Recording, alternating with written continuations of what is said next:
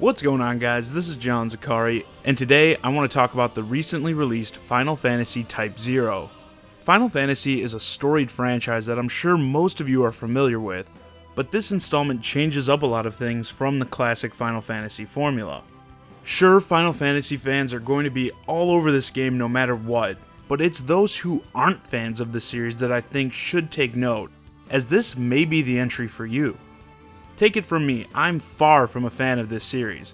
The only games I've played to completion are Final Fantasy 1 and 2 on the PSP.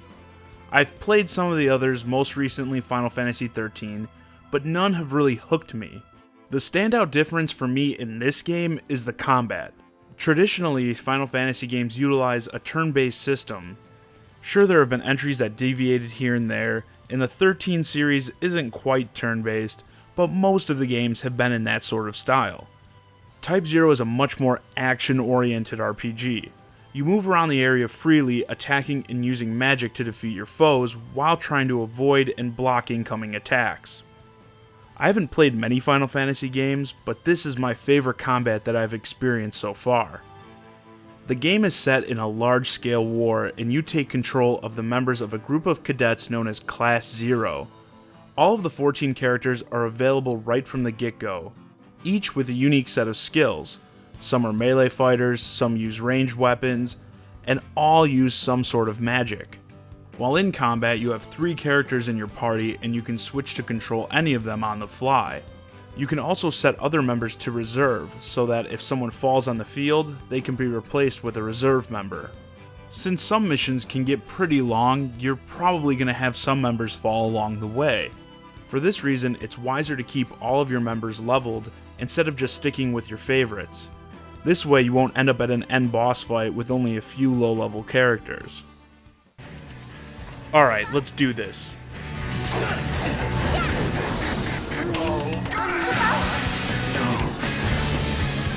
Okay. The game gives you a lot of options for this. Of course, there's the traditional RPG way of just going out in the wild and grinding any enemies you encounter. You can enlist characters in a secret training that levels them while you're out of the game in a sort of Pokemon daycare style. And one of my favorite aspects of the whole game, you can replay missions for more XP and rewards. I really don't get why more RPGs don't do something like this, as I just love being able to go back through my favorite missions with different characters. On top of all of this, there are also these RTS types of missions where you direct advancing troops from your army against troops of the opposing force. You need a little bit of strategy here to direct your troops appropriately, as well as move your character around the field to help the troops out. I've heard this mode hasn't actually been very popular with most people, but I like it, especially when you weaken an enemy outpost and you need to invade to fully take it over. Now, while the combat is really what draws me to this game, I want to talk about the rest of it as well. Your main hub is this training center / outpost called Academia. Here you can talk with your fellow classmates and instructors to learn more about them, buy items, or take on extra missions. And this can also be done at the neighboring towns. You can only do this in between missions though, and there is a timer on how long you have. Now, those of you that hate in-game timers can relax a little, as it's not that bad. The timer only ticks down when you're interacting with characters for side stories, during lectures, and while you're out in the wild. So you have as much time as you want in between activities to decide what you want to do next, shop for items, or upgrade your character's abilities. As far as the visuals of the game go, I'd say they're inconsistent, as some models like the Class 0 characters look way better than the NPC characters. Since this is an HD upgrade from a PSP game though, I didn't expect the visuals to be top-notch or anything. If there is one unforgivable thing about the visuals, it has to be the heavy, and I mean heavy, motion blur in this game. With a pretty touchy camera, the game can be straight up strenuous to look at when you're walking around small corridors like in Academia. When the game opens up in combat, it's not as noticeable, but there have been times where I had to look away for a moment just to let my eyes rest. This is definitely something possible buyers should take note of.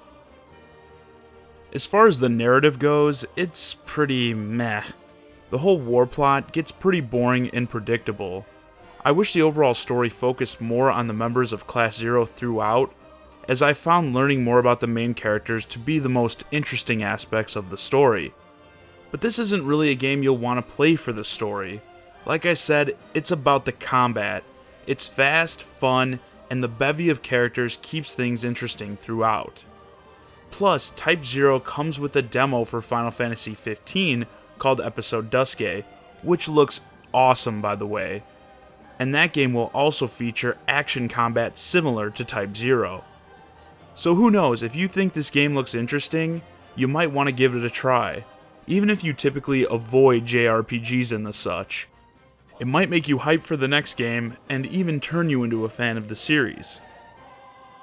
Well, that just about wraps things up for this video, but I do have more, so subscribe to my channel now and you can say you were a subscriber before it was cool. As always, I'm John Zakari, and thanks for watching.